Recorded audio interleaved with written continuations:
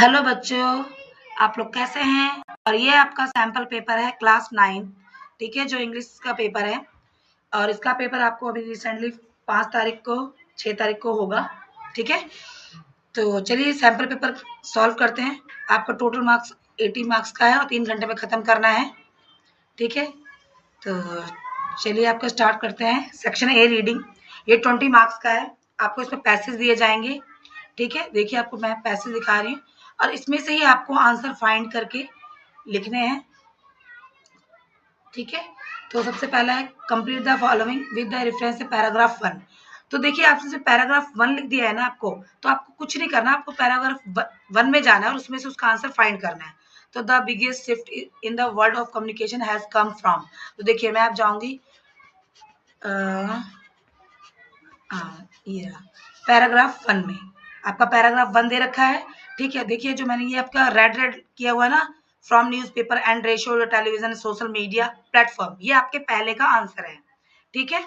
इसी तरीके से मैं देखो यहाँ पे सेकंड का भी आंसर ऐसे ही लगाया हुआ है और थर्ड का भी आंसर ही देखो ये जो ब्लू कलर में ऐसे लगा दिया है, ठीक है, क्योंकि ये लॉन्ग आंसर है। और मैंने यहाँ पे आपको पूरा बता दिया है कि आपको ज़्यादा मेहनत नहीं करनी।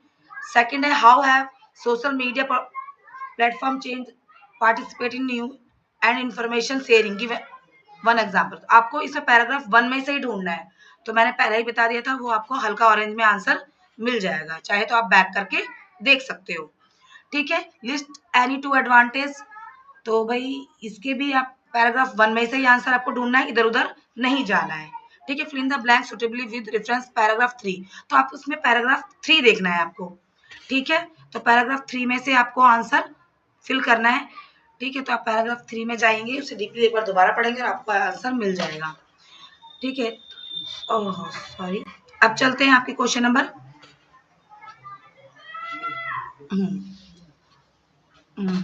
फिफ्थ पे। अब आप यहाँ पे आपको substitute and underline the paragraph correct word of the paragraph. आपको यहाँ पे क्वेश्चन दिए जाएंगे, उसके 4 आंसर दिए जाएंगे, उसको एक आंसर आपको करना है। देखो social media allow ordinary people to create and separate their own content instant. तो आपका ये आंसर है ब्रॉडकास्ट, जो मैंने रेड में अंडरलाइन कर दिया है। ऐसे ही सिक्स्थ का, तो देखिए इसका आंसर आप खुद थोड़ा सा फाइंड करें, क्योंकि इसका लॉन्ग आंसर है तो मैंने एक्सप्लेन नहीं किया है। इससे 7 का भी ऐसे का लॉन्ग आंसर 1 मार्क्स में ही है, पर ज्यादा लॉन्ग में नहीं है, आप इसको अच्छे से ढूंढ के कर सकते हो, ठीक है। अब आ जाओ 8th question, complete the sentence with the correct response. तो the writer's tone is the passage. तो इसका देखो रेड आंसर है एप्रिसिएटिव एंड बैलेंस, ठीक है। अब यहाँ पे आपका 10 मार्क्स का पेपर खत्म हो गया, ठीक है। ऐसे ही आपको सेकंड पैसेज मिलेगा, ये भी 10 मार्क्स का है। जो ये पैसेज है ना बेटा, आपको हेल्प करते हैं आपके अच्छे मार्क्स लाने के लिए। पहले आप इसे ध्यान से पढ़ें, ठीक है, और ना भी पढ़ें तो क्वेश्चन पे जाएं पहले, ठीक है। What does the rise from 8% 35% building with green roof subjects. तो ठीक है, जब क्वेश्चन पढ़ लोगे फिर आप इसके आंसर के लिए आप इसको पैराग्राफ को पढ़ो, ठीक है। मैंने ऐसे ही किया है। इसका आंसर देखो, more cities and adopting sustainable building practice, ठीक है, रेड मार्क्स कर दिया है। सेकंड का select the option that the true for the assertion and reason given below, ठीक है। आपको इसमें बात कही गई है, उसमें बताना कि ये इसको सही प्रेजेंट कर रहा है कि नहीं कर रहा है। तो इसका आंसर है आपका the green roof help reduce air condition cost and plant on roof top keep the building cooler. तो इसका आंसर है आपका ए एंड आर, दोनों ही सही है, पर are is correct expression a, मतलब आर जो बात कह रहा है वो ए को सही रिप्रेजेंट कर रहा है। अब आ जाओ थर्ड क्वेश्चन पे, ठीक है। State any two environmental benefit of green roofs, ठीक है। तो इसको आपको अपने पैराग्राफ में पढ़ के निकालना पड़ेगा, ठीक है। A fourth question, pick the option coolest and meaning of adoption is use the paragraph 4। आप पैराग्राफ 4 पे जाइएगा, आप इसको ध्यान से पढ़िएगा कि अडोप्शन का क्या मीन्स निकलता है, ठीक है, यूज क्या किया गया है। तो इसका है एक्सेप्टेंस, ठीक है, इसे रेड में कर दिया मैंने। अब चलते हैं क्वेश्चन नंबर 5 पे। According to passage why are some cities making green roof mandatory, ठीक है। तो इसका भी आंसर आपको पैसेज से ढूंढना होगा। क्वेश्चन नंबर 6 में compare the following sentence building with green roofs can stay up to. तो इसको मैंने पैराग्राफ से निकाला है 5 degree Celsius cooler during summer.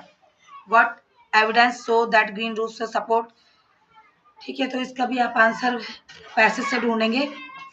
ठीक है बच्चों, तो यहाँ पे आपका 20 मार्क्स का पेपर खत्म होता है। देखो पैसेज तो डिट्टो ये नहीं आने वाला, बस करने का तरीका कैसे यही होगा, आप ऐसे ही करेंगे पेपर को। ठीक है, अब आते हैं सेक्शन बी, बहुत मोस्ट इंपॉर्टेंट सेक्शन है। इसमें आपको समझना जरूरी है कि पेपर, तभी आप इसको बहुत जल्दी, कहने को ये 5 मिनट 10 मिनट्स में भी हो जाएगा, अगर नहीं समझ में आया तो इससे बहुत दिक्कत भी होगी, बच्चे गलत कर देते हैं, तो इसको ध्यान से समझो। क्वेश्चन नंबर 3, ठीक है, इसमें आपको 12 ऑप्शन दिए होंगे, 12 क्वेश्चन दिए होंगे, आपको उसमें से कोई 10 ही करने हैं। ठीक है, supply the correct from the verb in given sentence. तो Riya finish her homework before going out to play. तो यहाँ देखो बात बीत चुकी है, तो इसलिए लगाएंगे हैड फिनिश्ड। क्या लगाएंगे? Had finished.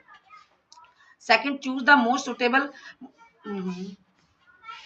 modals to complete the sentence meaningfully. You check the weather forecast before traveling. तो इसमें should आएगा, may आएगा, must। तो इसमें should आएगा क्योंकि आपको अगर आप बाहर जा रहे हो ट्रैवल करने तो आपको वेदर का पहले से चेक कर लेना चाहिए। ठीक है, अब आ जाओ थर्ड क्वेश्चन पे, identify the error and correction. आपको एक सेंटेंस दिया हुआ है, he have completed the project on time. तो इसमें आपको गलती देखनी है, उसकी जगह पे आपको सही करना है। ठीक है, तो हैव आपका यहाँ पर गलत है, हैव की जगह पे आपका आएगा हैज। ठीक है, तो एरर की जगह पे हैव भरोगे और करेक्शन जगह पे हैज। ठीक है, अब आ जाओ क्वेश्चन नंबर 4 पे, read the dialogues and choose the correct report speech. ठीक है, तो teacher why are you late today. आप आज लेट क्यों थे student? I miss the school bus, मेरी स्कूल बस मिस हो गई थी। तो अब टीचर इस बात को एक लाइन में ही बोल रही, the teacher asked the student why he was late and the student replied that. तो रिप्लाई भाई, जब रिप्लाई स्टूडेंट, टीचर ने स्टूडेंट से पूछा तो अब वो रिप्लाई कैसे करेगा? तो वो बोलेगा answer, he had missed the school बस। देखो मैंने इसे अंडरलाइन में रेड में मार्क कर दिया है। ठीक है, कि बात बीत चुकी है इसलिए हेड लगाया। ठीक है, अब आ जाओ क्वेश्चन नंबर 5 पे। ठीक है, क्वेश्चन नंबर 5 पे आ जाते हैं। Select the option that identify and supply the correction. ठीक है, तो इसमें आपको 4 चीजें दी होंगी, आपको इसमें एक को मार्क करना है कि कौन सा इसमें गलत है। ठीक है, तो my cousin leave in a big house near the lake. तो इसमें आपका देखो जो रेड मार्क्स किया है ये लीव्स गलत है, इसमें लीव आएगा। ठीक है, तो यहाँ पर ये भी आपका खत्म होता है। मतलब ऐसे ही आपको समझ के करना है, इसकी 2-4 बार प्रैक्टिस करना। सपोर्ट आपके पास अवेलेबल होगी, उसमें भी 3 आपको सैम्पल पेपर मिल जाएंगे, उसकी प्रैक्टिस कीजिए। लास्ट ईयर पेपर है उनकी प्रैक्टिस कीजिए, तो 20 मार्क्स आपके अच्छे से पक्के हो जाएंगे। ठीक है, फिर कहाँ आप रह जाओगे। एक वीक बच्चा पास हो सकता है और अच्छे बच्चे अच्छे नंबर ला सकते हैं। अब आ सकते हैं क्वेश्चन नंबर 6 पे, report the dialogue by completing the sentence, father don't forget to lock the door. मतलब तुम भूल मत जाना दरवाजा बंद करे। तो डॉटर ओके। ठीक है, तो इसमें father remind that his doctor, अब फादर उसको फिर रिमाइंड याद दिला रहा है, तो नो, तो इसको भरेंगे कैसे? No not to forget to lock the door. देखो उसे रेड में मैंने लिख दिया है। ठीक है, ऐसे आप इसकी 2 4 10 प्रैक्टिस कीजिएगा तो आराम से आपको अच्छे से आ जाएगा। Identify the error and supply the correction. ये क्वेश्चन नंबर 7 है आपका, इसमें आपको गलती निकालनी है, उसमें करेक्शन करके लिखना है। तो each of the players were given the certificate. तो इसमें वर आपका गलत है, इसकी जगह पे आएगा वाज। ठीक है, complete the sentence with the correction option. By the time we reach the station, the train. By the time we reach the station, the train. तो had left, तो इसका आंसर आएगा आपका had left. By the time reach the station, the train had left. ठीक है, उसकी train छूट जाएगी अगर वो टाइम से नहीं पहुंचता। ठीक है, तो यहाँ पे मैंने रेड में कर दिया, 20 सेक्शन का आंसर है। Filling the blanks with the appropriate option. There are not desk chair for all guests. तो आप चेयर गेस्ट को काउंट कर सकते हो, इसलिए इसको मैनी लगाएंगे। देयर आर नॉट, तो यहाँ पे आएगा आपका मैनी। ठीक है, there are not many chairs for all the guest. ठीक है, अब आ जाओ fill in the blanks with the correct models. ठीक है, you dash practice regularly to improve your hand writing.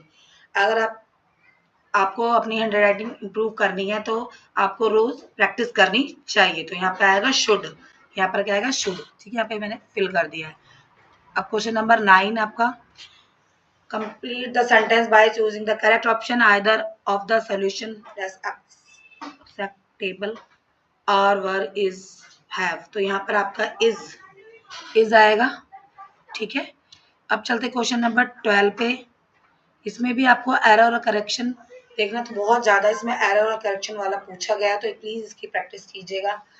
The team have won the match after the tough fight, ठीक है। तो the team have won the match after the tough fight, तो यहाँ पे have आपका गलत है, और ठीक है, और हैज इसको करेक्शन है, ठीक है। यहाँ पे आपका खत्म होता है ग्रामर सेक्शन, ठीक है। आपका 40 मार्क्स का पेपर कंप्लीट हो गया। अब चलते हैं क्रिएटिव राइटिंग स्किल्स, ठीक है।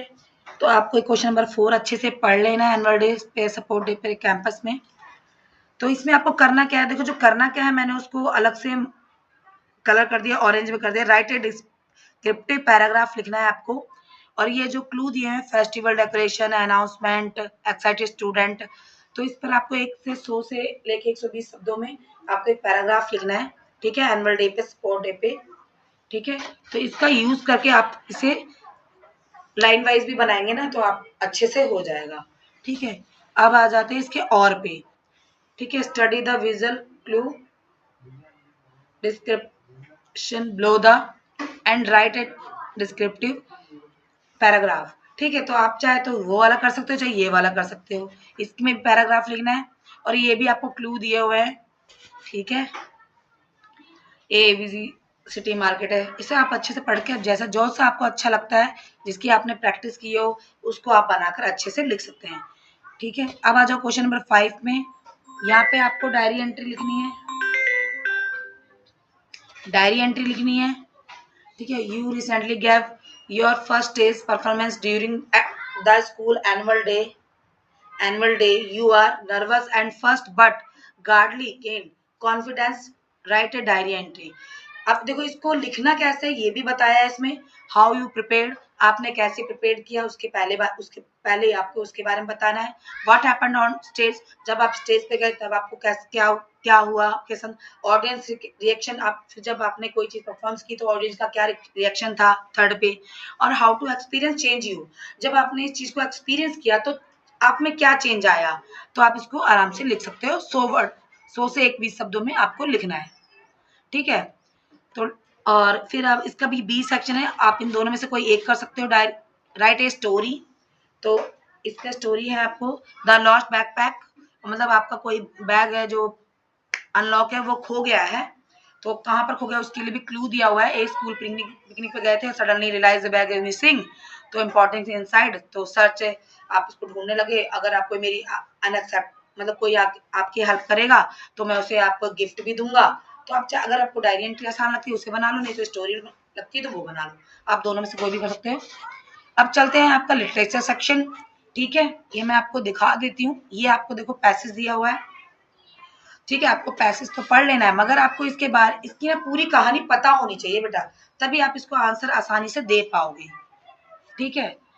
तो ये नहीं है कि आपको पैसेज मिल गया तो इसमें से आपको आंसर मिल जाएगा, ऐसा नहीं होता है। आप हर चैप्टर के इंग्लिश में ना, तो आप हर चैप्टर की हिंदी में स्टोरी पता होनी ही चाहिए, तो बहुत हेल्प मिल जाती है बच्चों को इंग्लिश बना के लिखने में, ठीक है। ऐसे फिल इन द ब्लैंक्स आप इसको, मैं आपको लिटरेचर सेक्शन दिखा दे रही हूँ, ठीक है। इसमें मैं आपकी ज़्यादा हेल्प नहीं कर पाऊंगी, क्योंकि ये आपने फ़ोन्स की हेल्प के द्वारा, जो आपके टीचर की हेल्प के द्वारा आराम से इसे लर्न कर सकते हैं, समझ सकते हैं।